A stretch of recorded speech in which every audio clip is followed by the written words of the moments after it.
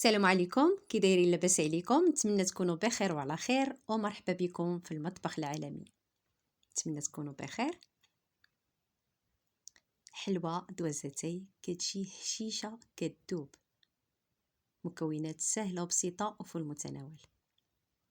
نمروا نوجدوها ان شاء الله. نتمنى تجربوها. نص كيلو من الدقيق متعدد الاستعمالات، كنوضعوه في صينيه الفرن وكنحمروا حتى كيذهب اللون ديالو كيف كتلاحظوا مع التحريك المستمر.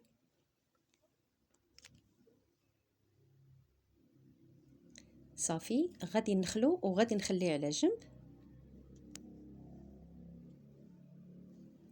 بالنسبه للمقادير، عندي 250 غرام من الزبده النباتيه، ممكن تستعملوا النوعيه اللي كتفضلوا. عندي 2 بيضات، كنعزل البياض على الاصفر. كاس من السكر ثقيل اي كلاسي. كاس من النشا، وزلافه ونصف من الكاوكاو اي الفول السوداني مطحون مزيان، سكر الفاني ورشه من الملح. غناخذ هنا الاناء اللي غادي نجمع فيه المقادير. كيف كتلاحظوا كنوضع الزبده بحراره المطبخ باش كتسهل علينا فاش نبغيو نخدموها، مع رشه ملح وسكر الفاني.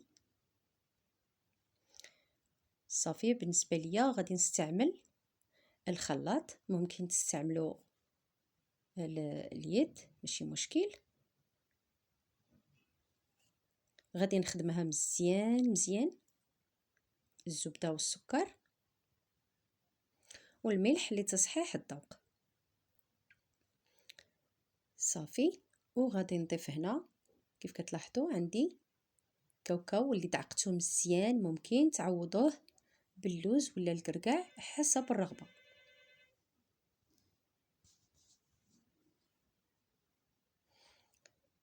صافي وغادي نخلط واحد التخليطه حتى كيصبح معايا الخليط كريمي.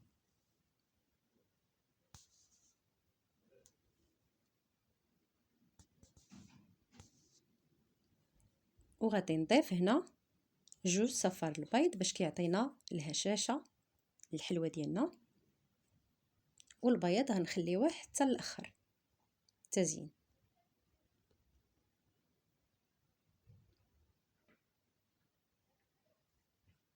صافي مع الخفق المستمر. كيف قلت ممكن تخلطوا غير باليد.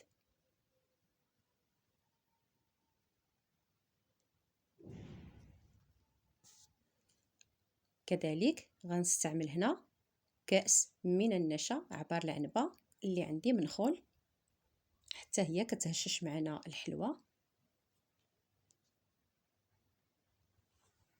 صافي وغادي نخلط مزيان حتى ينسجموا العناصر.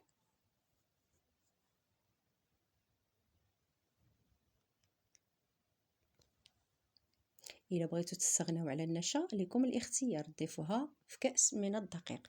هذا هو الدقيق اللي حمصته معكم في الفرن بعد ما نخلطو، كيكون اللوين ديالو مذهب وطالع منه واحد النسيمه زوينه ديال التحمر. صافي كنضيف هنا الكأس الاول، راه كيف كتلاحظوا ما سرعتش المقاطع. نخلوه ضروري نخلو الدقيق.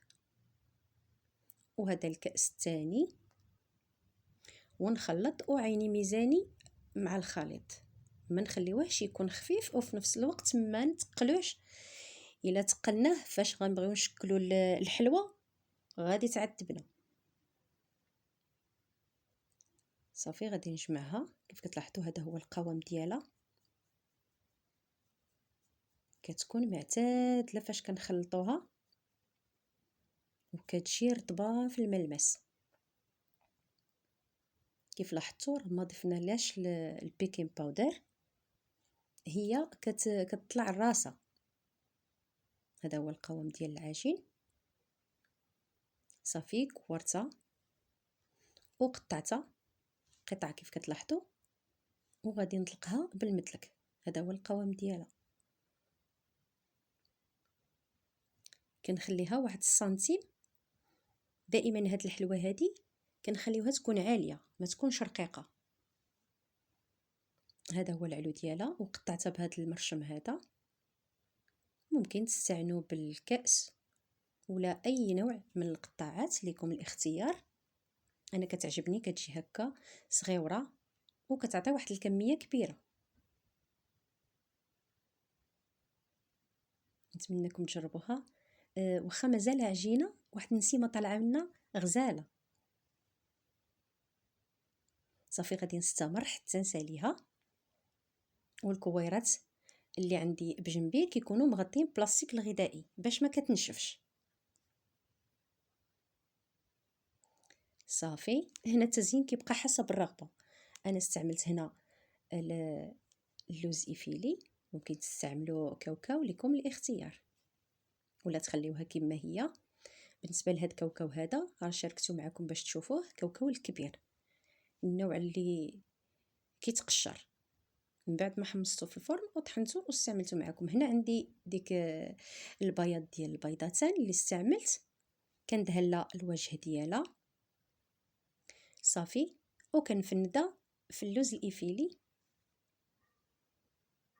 كيف قلت ماشي ضروري تستعملوا اللوز، ممكن تستعملوا الجنجلان ولا اللي عندكم موجود في المطبخ.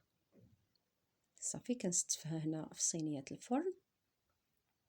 نستمر كندهن ببياض البيض باش كيلصقوا الرقائق ديال اللوز.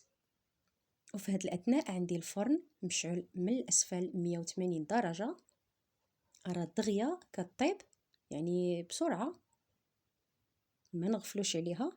صافي ومن بعد فاش كطيب من الاسفل كنشعلوا لها من الاعلى 180 درجه وردوا ليها البال.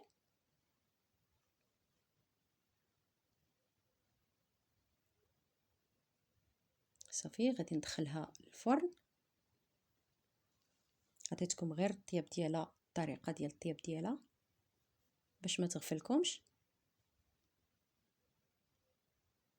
صافي كتجي هشيشه ان شاء الله. فاش غتجربوها ما غاديش تستغناو عليها، وسهله،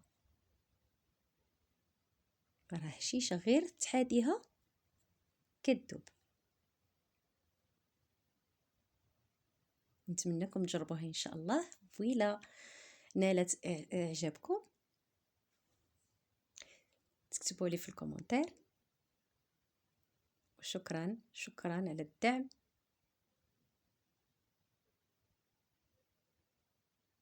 وبالصحة والراحة والخير في دياركم.